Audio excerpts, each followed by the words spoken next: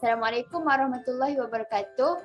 Okey, pada hari ini kami akan membentangkan kerja tugasan yang kedua bagi BMMB 1084 iaitu Asas Tata Bahasa Melayu dan pensyarah kami ialah Encik Hamdan bin Ahmad. Tajuk yang kami ambil ialah penggunaan huruf besar dan huruf kecil. Slide ini disediakan oleh Fatin Nabiha binti Mahalil, Qatrina Wafak binti Ismail dan Aina Nurain binti Muhammad Syarul. Sekarang kami akan memulakan pembentangan kami. Assalamualaikum murid-murid. Apa itu huruf? Okey, huruf ialah unsur dalam sesebuah sistem tulisan abjad. Setiap huruf dalam bahasa bertulis lazimnya dikaitkan dengan satu fonem dalam bahasa lisan yang bersamaan. Aksara-aksara dalam tulisan awal lebih baik dipanggil silabogram atau logogram. Beginilah konsep penulisan mampu menjadi antara ciptaan terhebat dalam sejarah peradaban manusia.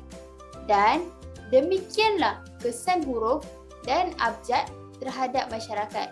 Huruf membolehkan manusia saling berhubung melalui surat menyurat di merata dunia. Okey, murid-murid nak tahu huruf terbagi kepada dua, iaitu huruf besar dan huruf kecil. Huruf besar diterapkan dalam huruf campuran, manakala huruf kecil akan menyusul setelah menulis huruf besar pada permulaan ayat. Huruf besar dan huruf kecil juga ditentukan oleh tata bahasa yang betul. Penggunaan huruf besar. Okey, huruf besar yang pertama digunakan pada awal ayat. Contohnya, Rosli bermain bola sepak bersama rakan-rakannya. Contoh yang kedua, Aina suka bernyanyi lagu yang berunsurkan patriotik. Penggunaan huruf besar yang kedua iaitu huruf besar pada nama. Contohnya, Aisyah lebih suka berkawan dengan Alia berbanding dengan Siti. Dan yang ketiga, huruf besar digunakan untuk nama geografi dan nama tempat. Contohnya, Alustar Kedah, Perak Losong Panglima Perang dan lain-lain.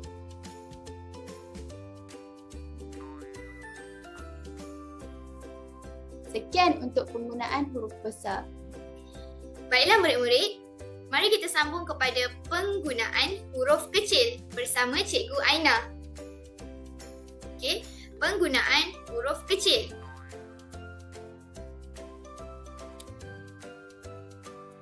Penggunaan huruf kecil yang pertama ialah huruf pertama pada nama gelaran kehormatan, keturunan dan keagamaan. Syarat bagi penulisan penggunaan huruf kecil bagi yang ini ialah mestilah tidak diikuti dengan nama orang. Okey, cikgu bagi contoh ayat. Ayah telah menunaikan ibadah haji pada bulan lepas. Okey, tengok pada perkataan haji, huruf H adalah huruf kecil.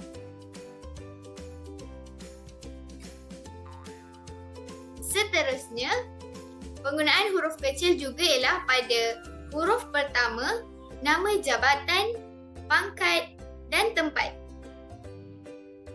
Syaratnya juga sama seperti yang sebelum ini iaitu mestilah tidak diikuti dengan nama orang. Cikgu bagi contoh ayat. Rosli telah dinaikkan pangkat menjadi seorang pegawai. Jadi perkataan pegawai, huruf pertama pada nama jabatan ini ialah huruf P dimulai dengan huruf kecil. Seterusnya, majlis graduasi tentera yang diadakan itu dihadiri beberapa orang jeneral. Okey, murid-murid tengok pada perkataan general iaitu pangkat general, huruf J yang pertama ialah huruf kecil.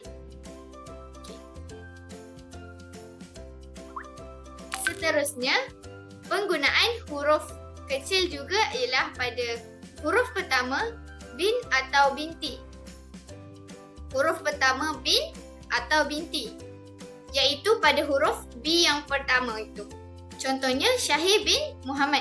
Bin yang B depan tu adalah huruf kecil.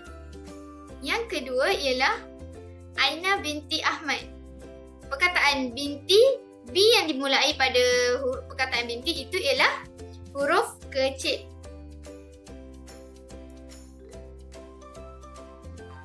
Jadi, kesimpulan pada pengajaran kita pada hari ini iaitu penggunaan huruf besar dan juga penggunaan huruf kecil ialah penggunaan huruf besar dan huruf kecil ini amat penting kepada murid-murid, terutamanya dalam proses pembinaan ayat.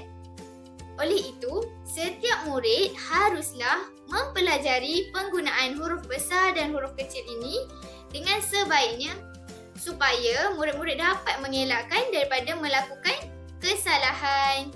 Sesungguhnya, penulisan yang baik dan kemas ini adalah daripada teknik penulisan yang betul.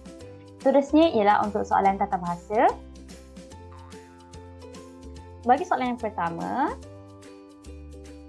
selepas upacara peresmian Dewan, pegawai daerah itu dibawa lawatan ke bilik seminar. Bagi kesalahan yang pertama ialah pada penggunaan huruf selepas. Terdapat dua pilihan jawapan iaitu setelah atau selepas. Jawapan yang tepat adalah selepas. S hendaklah ditulis dengan menggunakan huruf besar.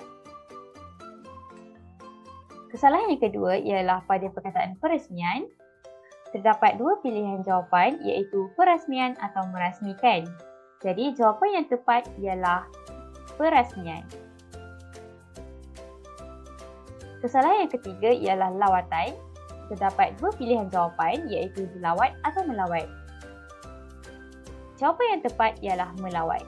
Jadi, ayat yang gramatis ialah selepas upacara perasmian Dewan, pegawai daerah itu dibawa melawat ke bilik seminar. Seterusnya, soalan yang kedua. Murid prasekolah itu diberi nasi lemak setiap pagi. Bagi kesalahan yang pertama ialah pada huruf M iaitu murid. Terdapat dua pilihan jawapan iaitu murid atau pelajar.